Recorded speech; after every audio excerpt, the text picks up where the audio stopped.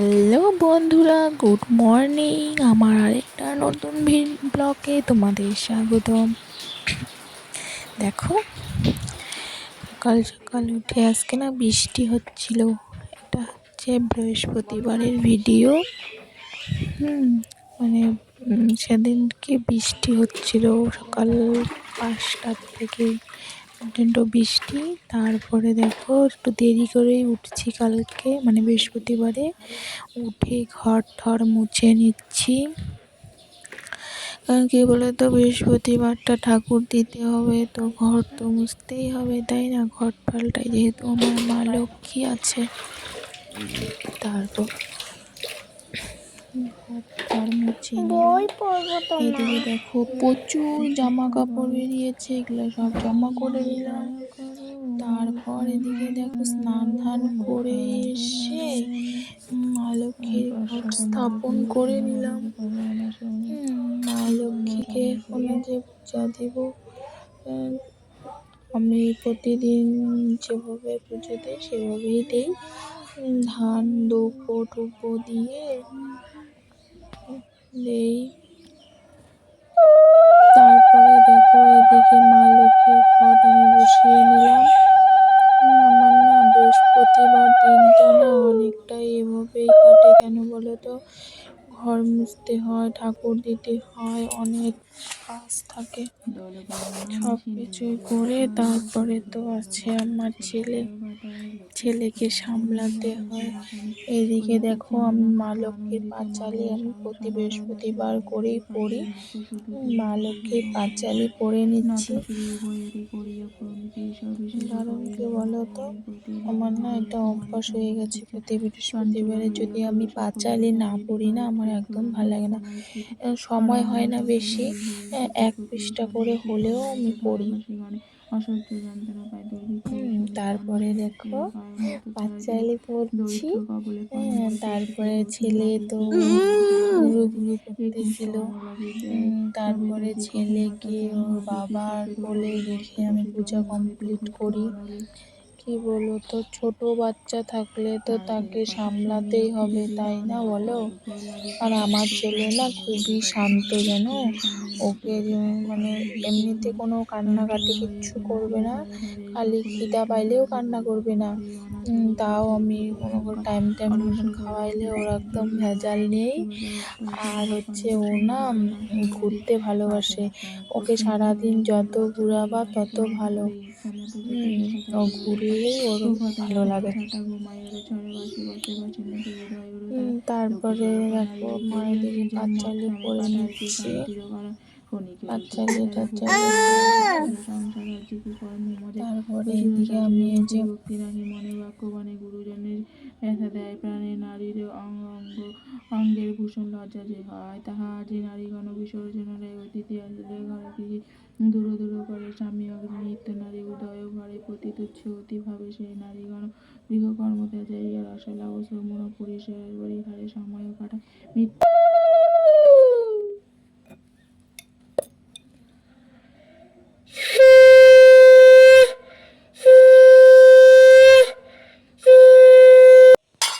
দেখলে আমি পাঁচালি পড়ে নিলাম। তারপরে এদিকে দেখো চা করে নিচ্ছি, মেয়েকে বলছি একটু ভিডিও করে দিতে। তখন না মেয়ে আমাকে ভিডিও করে দিল। আমি আর কি সবার লাস্টেই চা খাই সকালে, ওর বাবা খেয়ে দোকান যায়, তারপরে আমার ছেলেকে খাওয়াই, মেয়েকে খাওয়াই। এদিকে দেখো আজকে না আমি ভাত রান্না করিনি, আজকে না মেয়েকে ছাতু খাইয়ে স্কুলে পাঠিয়ে দিয়েছি, দেখা যাক ছাতু। তারপরে এদিকে ওই যে বললাম বৃহস্পতিবার দেরি হয়ে যায়। তারপরে এদিকে মেয়েকে রেডি করিয়ে দিচ্ছি। এমনিতে তো মেয়ে সবই পারে, তাই না? তাও তো একটু করে দিতে হয়, যেহেতু ছোটই এখনো। তারপরে দেখো এদিকে মেয়েকে রেডি করিয়ে দিয়ে মেয়ে যে কী সব বলছে।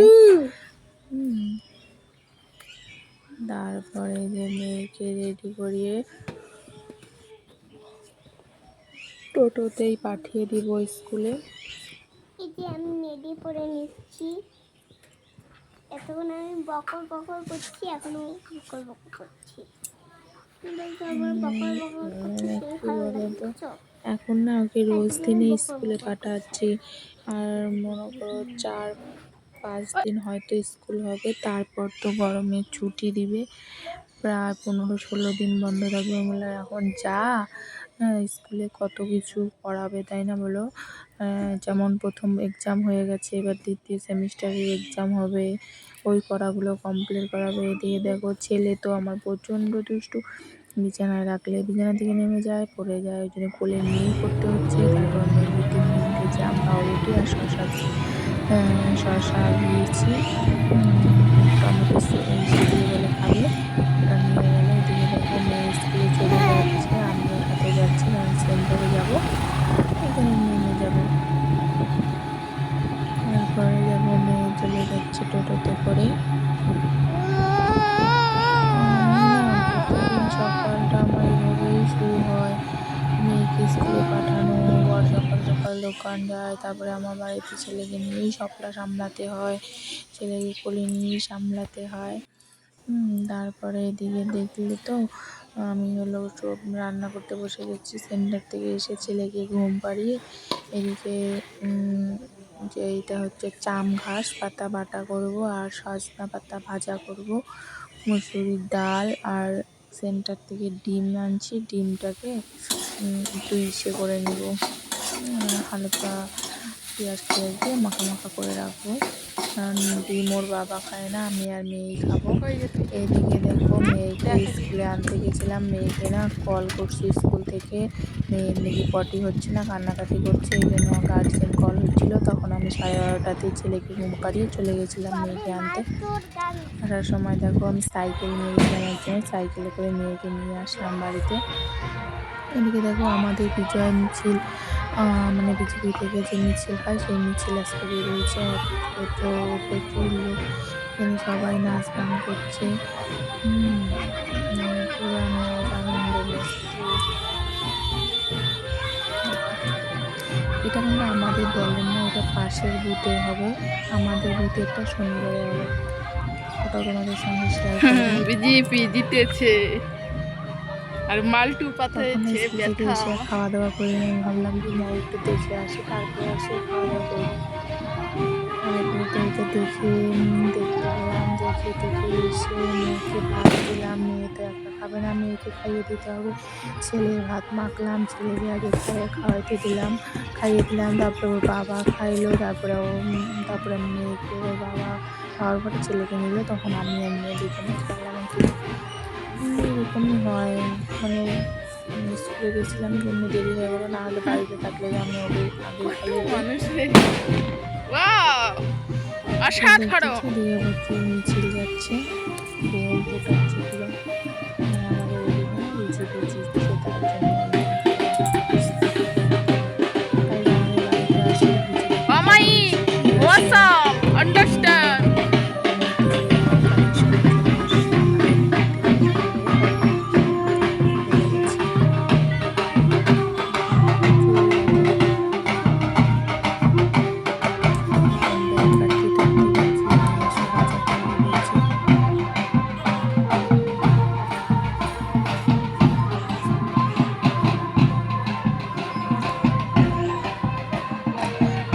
ঠিকঠাক ভিডিও করতে পারি না, যেটুকু পাই ওইটুকু তোমাদের সঙ্গে শেয়ার করি, আর সারাদিনে না ভিডিও করার সময় হয়ে ওঠে না, বাচ্চা কাচ্চা নিয়ে রান্না বান্না করি, তখন সময় পাই, যেটুকু সময় পাই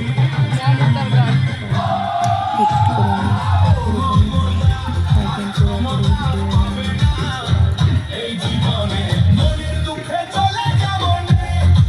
দেখো ছেলে ওর বাবার কোলে দেখতেছিল, দেখতে দেখতে না কান্না করতেছিল, 5 মিনিটের মধ্যে বারবার ছেলে বাবার কোলে বসে কান্নাকাটি।